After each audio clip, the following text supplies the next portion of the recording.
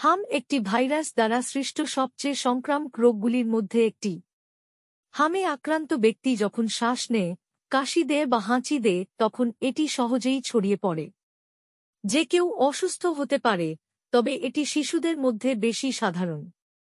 ভাইরাসটি শ্বাসতন্ত্রে শুরু হয় এবং তারপর পুরো শরীরে যায়। আপনি হাম ধরতে পারেন এটির সাথে থাকা কারো কাছে থাকা বা তাদের স্পর্শ করা পৃষ্ঠগুলি স্পর্শ করে। ভাইরাসটি বাতাসে বা জিনিসগুলিতে 2 ঘন্টা পর্যন্ত সক্রিয় থাকে। যদি একজনের হাম হয়, তাহলে তারা তাদের কাছের 100 জনের মধ্যে 9 জনকে টিকা না দিলে অসুস্থ করতে পারে। ভাইরাসের কাছাকাছি থাকার 1-4 দিন পর হামের লক্ষণ দেখা যায়। প্রাথমিক লক্ষণগুলি 4-7 দিন স্থায়ী হয় এবং এতে অন্তর্ভুক্ত সর্দি, কাশি, লাল চোখ এবং গালের ভিতরে ছোট ছোট সাদা দাগ।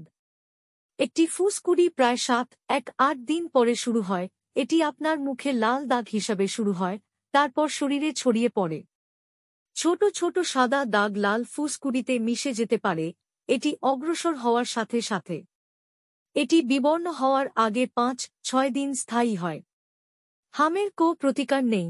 ভাইরাসটি প্রায় 10 থেকে 14 দিনের মধ্যে তার কোর্স চালায়। হামের টিকা ভাইরাস প্রতিরোধের সবচেয়ে কার্যকর উপায় এবং রোগ প্রতিরোধ ক্ষমতা নিশ্চিত করে।